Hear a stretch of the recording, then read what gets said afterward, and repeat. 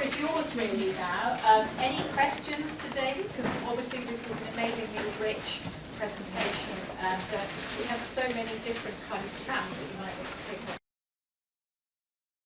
They are struggling with holding on to their own culture at the moment, while having to engage in the English or British culture, which is often very, very different from their own. So they find it quite difficult to accept and understand or have time with other people's culture. Could you give us some advice or help on how you could analyse an event? It's complex, and it's complex in multiple ways and at multiple levels. These students are engaged in a situation in which there are cultural and linguistic differences. They're also engaged in a situation when, at least in some social context in which they are living, it's actually hostile to the nature of these differences. And it's hostile not just to the language, but it's also hostile to their identities. She was walking with her daughter and speaking in Chinese, and some man came up to her, and she's a small person. This man came up to her and started yelling and screaming at her. What an incredibly hostile and threatening and demeaning act. That becomes then all part of the analysis. The fact that they are not all from one sort of cultural, religious, linguistic background. You have to know a lot about a lot of the students. Right? And there's no substitute for that. I showed you an analysis that gave me 3 minutes, but what I didn't tell you is that I had spent the whole year in the class. I had been out in the community. I knew the students. I knew some of their parents. I had visited some of their homes. So I was very familiar with a lot of things. We interviewed the students. We interviewed the teachers. Right? So to analyze 3 minutes, what I didn't show you was actually a year's worth of work. Relationships between any one event and situation and other events and situations, and also to ideologies and institutions, are socially constructed.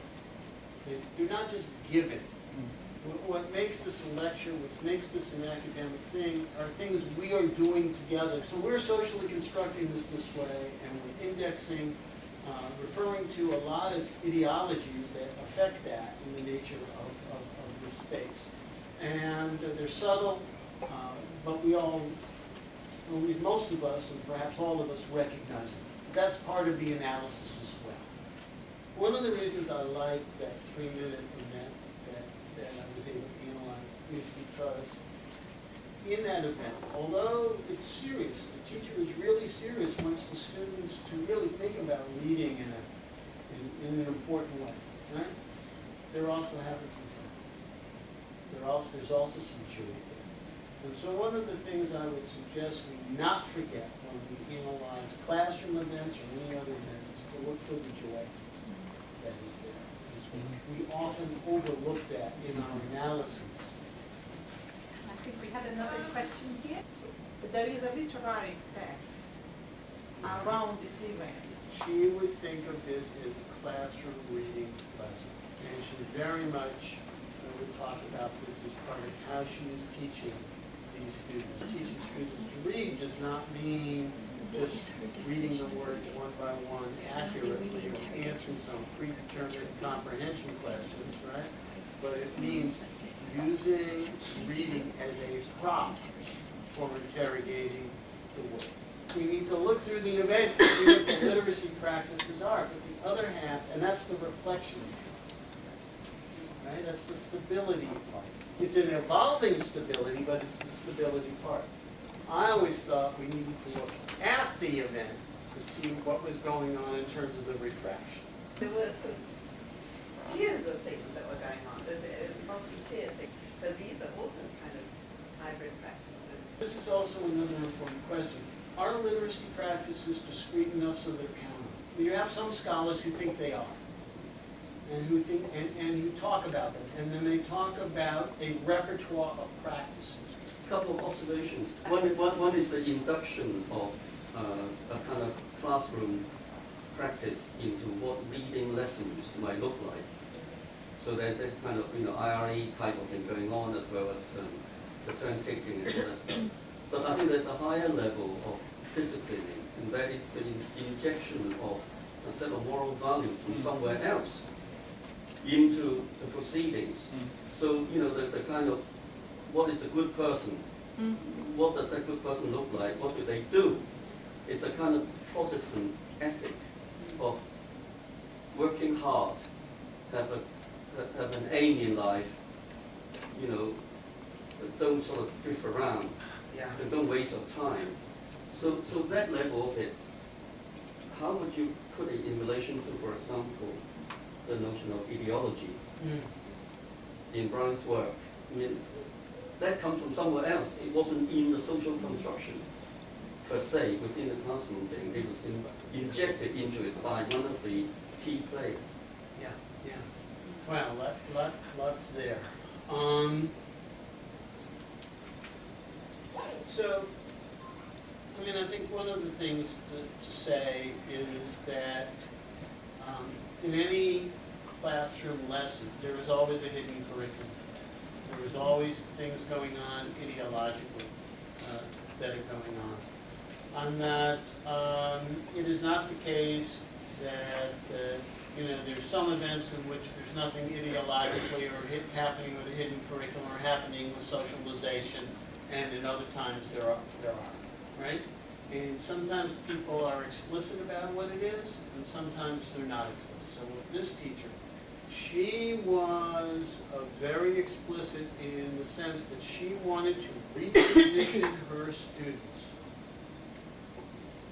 in a counter-narrative to the dominant narrative about black students and their achievement, their reading, and their need, right?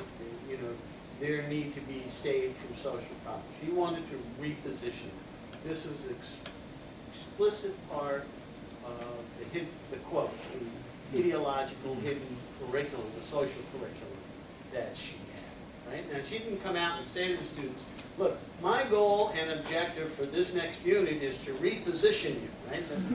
That's, you know, she didn't do that. But when we sat down and talked with her, she said, look, this is what I'm about, this is what I'm doing. You might not see it in any one lesson, but if you look across my lessons, how I'm moving them, you're going to see it, right? Okay. Now, merely because she says this is where I'm going, doesn't mean that's all she's doing. There are aspects of things she's doing that are reflective, not refractive, but reflective of other dominant ideologies about morality, for example. Some which come from the church, some which come from the school, which is work hard, listen to your teacher and be respectful to adults, and other sorts of things, okay? Now, I don't know what we say about that. You know, is that good? Is that bad? I don't know if good or bad are the right words to bring to that, right? You know, but yes, certainly those things are happening, and certainly we can, as researchers, trace how the connections are being made between those broader ideologies and what's happening in the classroom. The do your homework one certainly is part of that. There is a sense of both community in that classroom, but also a sense of individualism. You don't do your homework, you didn't do your homework.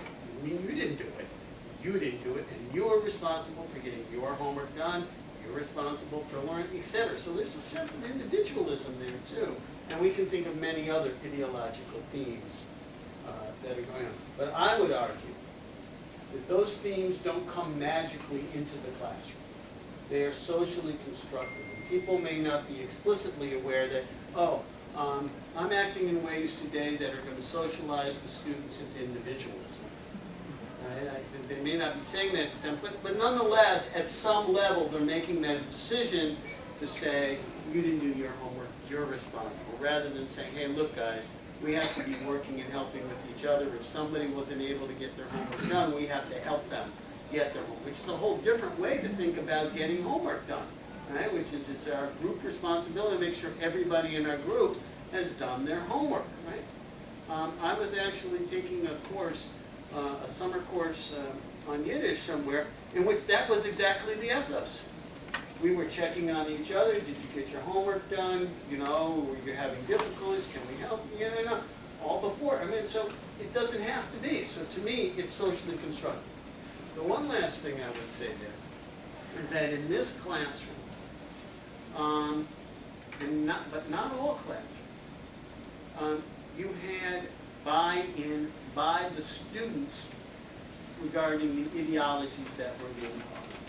So in other words, to say, okay, you didn't do your homework, you were responsible, and even though you might feel bad about it, you agreed. We could see you socially constructing that acceptance of that ideology, even though it might not feel comfortable for you at the moment.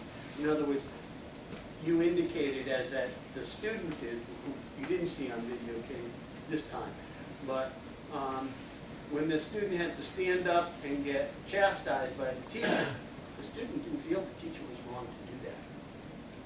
I mean, the student felt really terrible, right? But, you know, wasn't happy. But didn't mean that he thought the teacher was wrong to hold him accountable for it. Indeed, what they were saying was, yep, it's good she does that because now I'll do my homework. Now I'll be better, right? So there was buy-in, right? So that's one of the things we want to look for, is about buy-in or not buy-in. Because there are other times that are reflective ideology that the students do not buy into it and are resistant to the ideology, even though they might not know that that's what exactly they're doing. Individuality of the children in the classroom.